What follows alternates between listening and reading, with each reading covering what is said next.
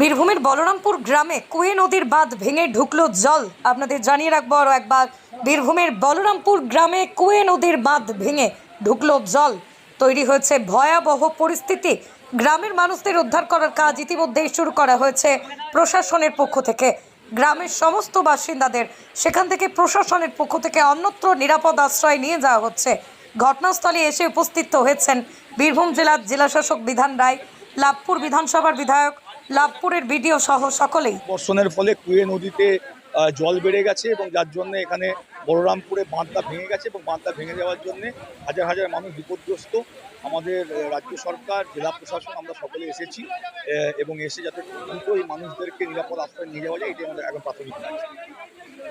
পরিস্থিতি একটু চিন্তার বিষয় আছে, আগে মানুষদেরকে এখান থেকে উদ্ধার করে আপনার নিরাপদ জায়গায় নিয়ে যেতে হবে।